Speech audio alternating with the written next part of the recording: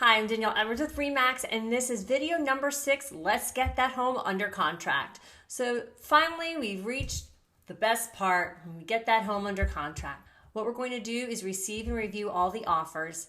I always like to prepare a seller net sheet for my client so they can see after the estimated closing costs what their actual net will be. Then if we're in a multiple offer situation, I always like to put together an Excel sheet. End of the day, it's the bottom line to the seller. So if you're asking for a warranty and lots of personal property and closing costs, and the other offer might be a little bit lower, but it's not asking for all those things, most sellers are visual, and so when they see it in black and white, it's a lot easier to compare multiple offers. With each offer, you should get what's called a pre-approval letter. This says that the buyer is pre-approved. I like to take it a step further and try and reach that lender to verify that it's not a pre-qual letter, but it's a pre-approval letter. The cash deal, we ask for proof of funds, and with that, they can cross out any personal information. If you're in multiple offers, you're going to counter the offer. Some agents will call for highest and best. Some sellers will say, let's focus with this offer. It was first and work on that one. There's really no set rule on how to handle multiple offers. I wish there was. It'd be a lot easier. I always tell people be strong and keep it clean. So once your offer finally gets accepted, you're going to upload it into your inter-office software and you're going to get it signed digitally. Then we need to arrange for the receipt of the due diligence money. Here in North Carolina, the buyer will pay the seller due diligence money, which is option money to take the home off the market, and the earnest money, which goes into escrow. Once that's received, then we need to get that receipt page signed and distributed to all parties. Once we have a fully executed contract, that's when everything is correct, the last initial is done, no more changes. That's when we send it to our lender, we send it to the closing attorney, and we send it to both sides so everyone has a copy. Then we get to switch it to under contract. Now, typically under contract, we have an option here that says under contract show, which means you can still have showings even though you're under contract.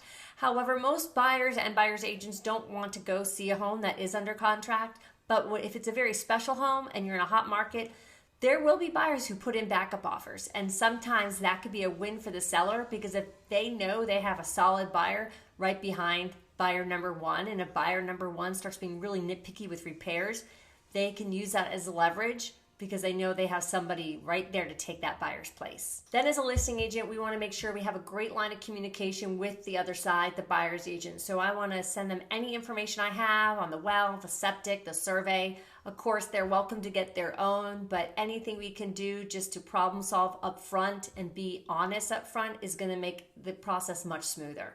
You always want to verify that the inspection is ordered and the appraisal, and that the seller understands what that means and how they should conduct themselves during that time. Most companies, I would assume by now, have an inter-office software. I call it the paper police. So I'm going to upload every document for that transaction to the cloud, and then somebody within REMAX is going to verify that there's no mistakes, there's no typos, everything's initialed properly, and that's great because it makes sure we stay out of real estate jail. It always happens. There's always some change that needs to be made. So we just take care of that. And we spend a lot of time in DocuSign. Okay, we're going to move on, since that was a short one, on to item number 7, the home inspection. Home inspection is up to the buyer to pay for, and I would say 95% of the times the buyer gets a home inspection done. Here in North Carolina, the way our offer to contract reads, it's being sold in its as-is condition. However, most sellers will make repairs. If that buyer backs out, they're going to have to disclose that to the next buyer. But they're not going to do a lot of silly cosmetic things. I normally explain to my seller, think big, think mold, think termite, think structural. Those are the things you really need to focus on. What we're going to do is coordinate a date and time with the seller, set that up, make sure all important areas that the inspector needs to get to are accessible. There's nothing more frustrating than the termite guy coming out there and he can't see the walls of the garage and then he has to come back out. If you're lucky, you'll have a great buyer's agent on the other side who will release that report to you so you have an idea as to what's coming at you. But sometimes it's painful and you wait what feels like weeks to get that inspection report. And remember, the buyer owns that inspection report, not the seller. So you can't, as a seller, demand to have that report back. But you do hope the buyer's agent gets it to you in a good time, because then you are going to have to look at that and get estimates and figure out what you're willing to negotiate to repair or maybe give a seller credit. A lot of time is spent during the home inspection and repair negotiation. My rule of thumb, if possible, I try to get my sellers, if their home is 7 years or older, to get a pre-inspection done.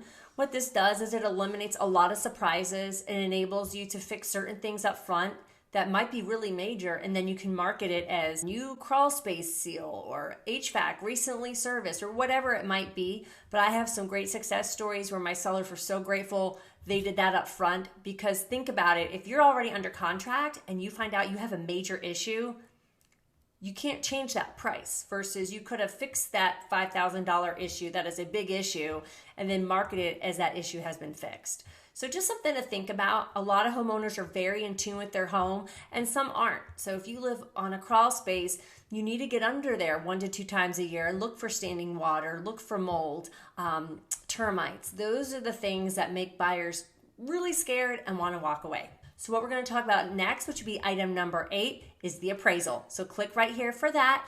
And remember, this is a series of the top 10 things a listing agent does. So feel free to comment below. And if you have any questions, just reach out.